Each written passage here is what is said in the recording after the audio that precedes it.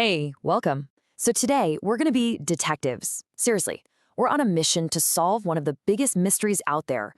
What is everything actually made of? We're going to follow the clues that matter itself has left behind to figure out the fundamental building blocks of our reality. So let's get into it. The investigation starts right now. I mean, think about it. It's such a simple question, right? But the answer is absolutely incredible. Is the air you're breathing made of the same kind of stuff as the water you drink? Or the phone in your hand? To crack this case, we have to start by figuring out who our main suspects are. So our first step is basically a police lineup of all the materials in the universe. What early chemists figured out was that no matter how wild and complex the world seems, every single thing can be sorted into one of just three basic categories. Okay, first up, suspect number one, the element. The best way to think about an element is as a totally pure fundamental ingredient. Like pure gold or pure oxygen. It's a substance made of only one single type of atom, and you can't break it down into anything simpler. It's the end of the road, chemically speaking. And if you could zoom in, way, way in, this is what an element would look like. It's just a big collection of identical individual atoms. Imagine a huge bag filled with nothing but identical purple marbles. That's basically what an element is. All right, next in the lineup, we have the compound. Now, this is what happens when different elements decide to team up. And I don't mean they're just hanging out. I mean they're locked together with a permanent chemical bond. Two or more elements combine in a very specific, fixed recipe to create something totally new. And here's what's going on at that tiny molecular level. See how the different atoms, the brown ones and the blue ones, have joined forces? They form these identical little groups we call molecules. And for any given compound, like water for example, every single one of its molecules is a perfect clone of every other one. And our final suspect is the mixture. This one's the most casual of the group.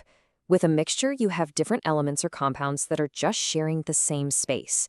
They're all jumbled up together physically, but there are no chemical bonds holding them together. A salad is the perfect example.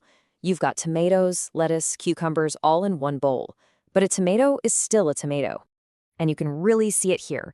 You've got some individual atoms, you've got molecules of another element, and you've got molecules of a compound, all just kind of floating around together.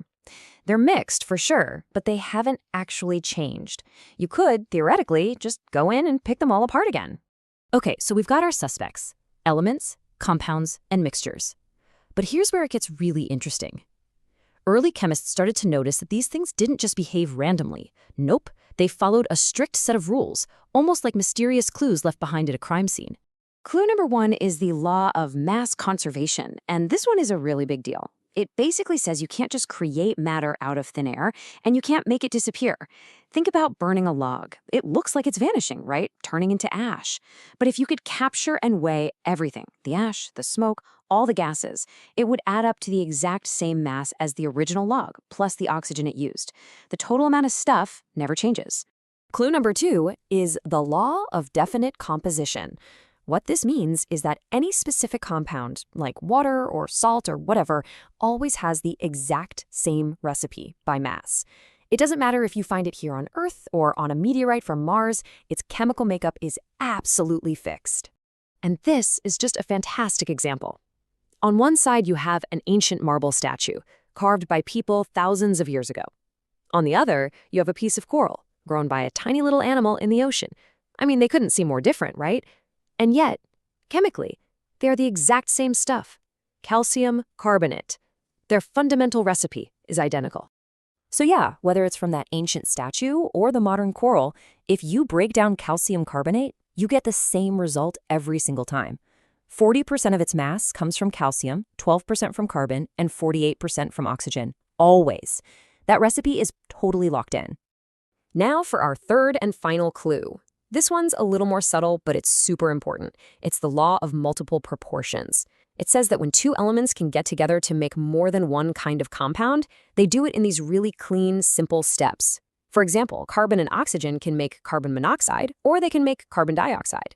The amount of oxygen that joins with the carbon isn't some random decimal, it's a simple whole number ratio. It's either 1 scoop of oxygen or 2 scoops, nothing in between. So let's recap.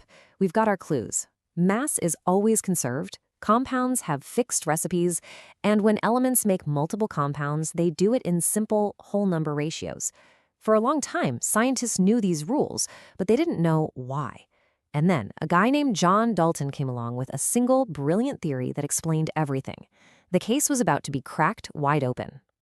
And here it is, Dalton's atomic theory. The solution was so elegant. He basically said, look, everything is made of these tiny, unbreakable particles called atoms. Each element, like gold or carbon, has its own unique kind of atom, and they're all identical. And you can't just turn a gold atom into a lead atom.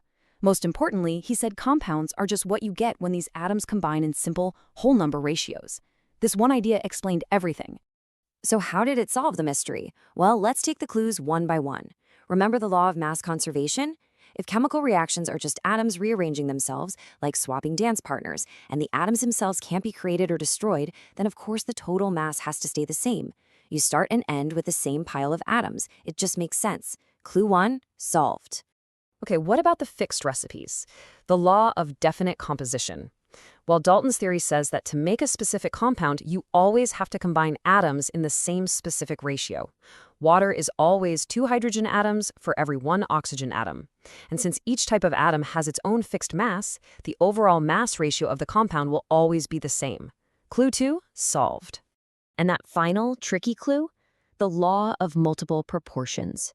This is where the idea of indivisible atoms really shines. If atoms are like these tiny, unbreakable building blocks, you can't use half of one. You can combine 1 carbon atom with 1 oxygen atom, or you can combine 1 carbon atom with 2 oxygen atoms. But you can't stick half an oxygen atom on there, so the ratios have to be small whole numbers. And just like that, Dalton's theory explained all the evidence. Case closed, right? Well, not quite. You know how at any great mystery, solving one case just opens up an even deeper one? Dalton was totally right about atoms being the fundamental units of elements, but what he couldn't have known is that the atom itself isn't the end of the story. There's a whole world inside it. Oh yeah, the plot thickens. As it turns out, atoms are made of even smaller particles. The 3 main players in this inner circle are protons, which have a positive charge and hang out in the center, or nucleus. Then you have neutrons, which have no charge, and they're also in the nucleus. And finally, you have electrons, with a negative charge, buzzing around in the space outside that nucleus. And just to give you an idea of the insane scale we're talking about, look at that number. That's the mass of 1 single electron. That is a decimal point followed by 27 zeros and then a 9. It is so unbelievably, mind-bogglingly tiny, it's hard to even wrap your head around it. We've gone from looking at statues and coral all the way down to a scale that's almost just math. And that leaves us with one last fantastic question to chew on. If an atom of gold is made from the exact same 3 particles, protons, neutrons, and electrons, as an atom of helium, what on earth makes gold gold and helium helium? What makes them different? Well, that is a fantastic secret, and it's the one we're going to unlock next time. Thanks for joining the investigation.